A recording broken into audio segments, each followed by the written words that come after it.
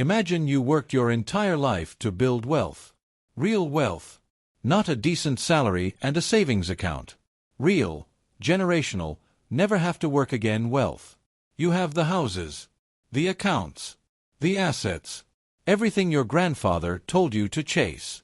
And then history decides it is done being polite. Because there have been specific moments in time, not long stretches, not vague eras, but precise, datable, almost surgical windows, when being rich was not just uncomfortable. It was catastrophic. When the very thing that was supposed to protect you became the thing that destroyed you fastest. This is not a story about wealth inequality. Everyone has heard that sermon. This is something stranger and more specific. This is about the moments when wealth itself became the liability. When the system turned on the people who had the most to lose in it. And the math behind those moments is still running today. Let's start in France. 1789. If you were a member of the French aristocracy, you were not merely rich. You were structurally rich. Meaning the entire legal apparatus of the country existed partly to protect your wealth and your status. Your land was insulated from most taxes. Your titles were hereditary. The game was rigged in your favor and had been for centuries. Then came the bread shortages. Then came the pamphlets. Then came the crowds. Now, here is the part that gets lost in the romantic retelling of the French Revolution. The aristocracy did not fall because France ran out of wealth. France was actually a very wealthy country. The problem was that the wealth had pooled so completely at the top that the mechanisms used to protect it, the tax exemptions, the court privilege, the legal structures, became visible to everyone beneath them at exactly the moment when everyone beneath them was starving. The wealth did not just disappear. It was actively confiscated. Estates seized. Assets liquidated. And for those who could not flee in time, something worse. The richest people in France in 1789 were, within 4 years, either dead, exiled, or broke. Not because they were unlucky. Because the system that had built them was the same system the revolution was tearing down. You cannot extract yourself from a structure you are built into. That is the first mechanism. Call it structural capture. When your wealth is not just stored in the system but is made of the system, you cannot survive the system's collapse. Fast forward. New York. 1929. The Roaring Twenties are, in retrospect, one of the most clarifying periods in financial history. Not because of what happened, but because of who it happened to. The stock market crash of 1929 is often described as a catastrophe for everyday Americans. And it was. But the people who lost the most, proportionally, were not ordinary workers. They were the wealthy investor class that had spent the decade leveraging up, borrowing against their portfolios, using paper gains to buy more paper gains, stacking debt on debt because every week the market went higher and everyone assumed it always would. When the market dropped 12% in a single day in October 1929, the margin calls began. A margin call is elegant in its brutality. You borrowed money to buy stocks. The stocks fall. The lender wants their money back. But you do not have the money because it was in the stocks. So you sell the stocks to pay the lender. But everyone is selling. So the stocks fall more. Which triggers more margin calls. Which triggers more selling. It is not a crash. It is a liquidation cascade. And the people closest to the top of the pyramid are the ones with the most distance to fall. By 1932, the average stock had lost 89% of its value. 89%.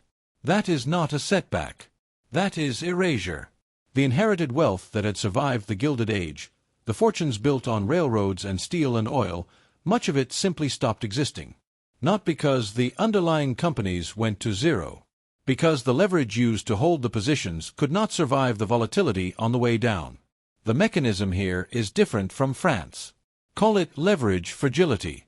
The more you own, the more tempting it is to borrow against what you own. And the more you borrow, the more exposed you are when the thing you own loses value faster than you can respond. Now we need to talk about something that feels more abstract but is actually more devastating than either of those examples. Inflation. Specifically, hyperinflation. And specifically, Germany. 1921 to 1923. The Weimar Republic hyperinflation is one of those historical events that gets cited constantly and understood almost never. Here is the version that actually matters. After World War I, Germany owed enormous war reparations to the Allied powers. The German government, unable to meet its obligations, began printing money. At first this worked, in the way that all bad ideas work at first. The economy hummed. Unemployment dropped. Things seemed fine. Then the math caught up. By 1923, the German mark was losing value so quickly that workers were being paid twice a day so they could spend their wages before they became worthless. A wheelbarrow of cash could not buy a loaf of bread. Prices were doubling every few days. Who do you think suffered most? Not the workers. They had wages that could be renegotiated. Not the farmers. They had physical goods, land, livestock, things that held value regardless of what paper said. The people who were destroyed were the ones with savings. The ones with bonds. The ones with financial wealth, money stored in the financial system rather than in physical assets. A family that had spent 50 years carefully saving 100,000 marks, keeping it in respectable German government bonds, the responsible thing, the wealthy thing, watched that 100,000 marks become worth less than a single American dollar. The wealthy professional class, the doctors, the lawyers, the merchants, the people whose entire identity was built around having accumulated financial capital, were effectively zeroed out. In 2 years, the physical landowners did fine. The factory owners did fine because they owned physical machinery. But financial wealth, the kind stored in currency and bonds and savings accounts, evaporated. The mechanism is different again. Call it currency debasement. When the government controls the currency and the government is in crisis, your wealth is only as secure as your government's discipline. Which is to say, not very secure at all. There is a pattern forming here, and it is worth pausing to name it. Every catastrophic wealth destruction event in history shares the same invisible structure. The wealthy class builds its wealth inside a particular system. The system faces a stress it was not designed to handle. And the wealth, rather than acting as a buffer against that stress, acts as an amplifier of it. The rich fall faster, further, and more completely than everyone else because they had more exposure to the system that broke. This is the uncomfortable math.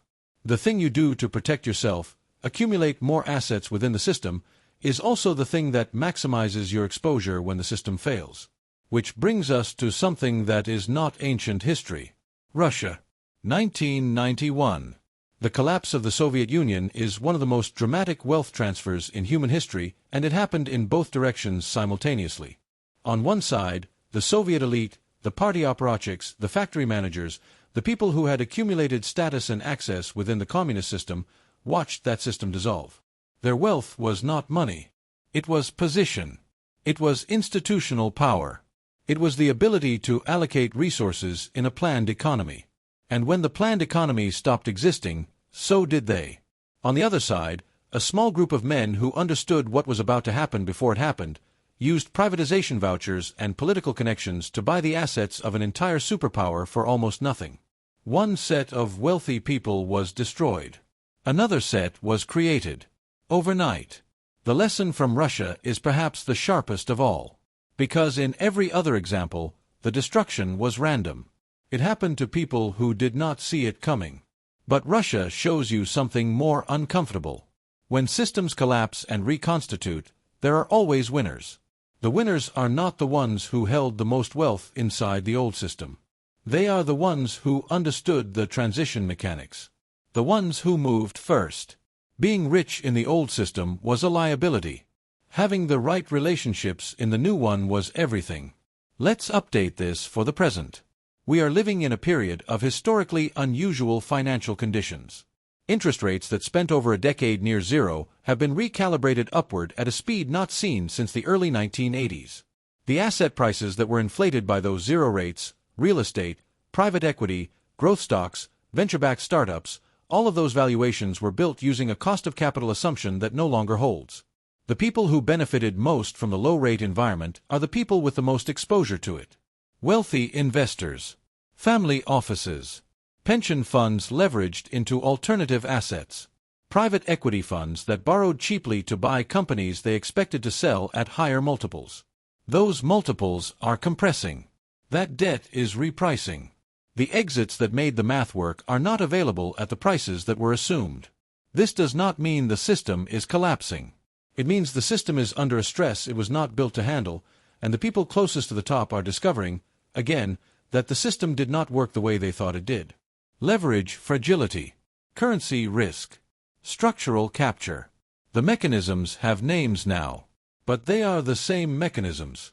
Here is what almost no one is willing to say clearly. Throughout history, the periods that were worst for the wealthy were not periods of general poverty. They were periods of rapid systemic change. The French Revolution did not make France poorer overall. The Weimar inflation did not make Germany poorer permanently. The Soviet collapse did not reduce the total wealth of the Russian territories. What these events did was redistribute. Violently, chaotically, unevenly. But redistribute. The wealth did not disappear. It moved. And it moved away from the people who were most deeply integrated into the old system, the ones who had the most to protect, who moved the slowest, who were the last to understand that the rules had changed. This is the pattern. This is the quiet irony at the center of financial history.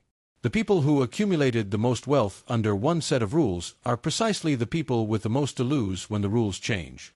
Because all of their decisions, all of their optimizations, all of their structures were designed for a world that no longer exists. So here is the question to sit with. We are in a moment of unusually rapid systemic change. The monetary system is being stress-tested. Geopolitical alliances that underpinned global trade for 70 years are fracturing. Technologies capable of displacing entire categories of economic value are accelerating faster than institutions can respond to them. If history is a guide, and it is an imperfect guide but the only one we have, then the people who are most exposed right now are not the ones with the least. They are the ones with the most. The ones who built their wealth inside the current system, optimized for its incentives, leveraged into its assumptions. History is not cruel to the rich because it dislikes them. It is cruel to them because they have the most to lose and are the last to believe they need to worry. The question is not whether the system will change. The question is whether the people at the top of this one are the French aristocracy of 1788, certain that the structures around them are permanent, or whether they are something else entirely. We do not know yet. That is the part history has not written.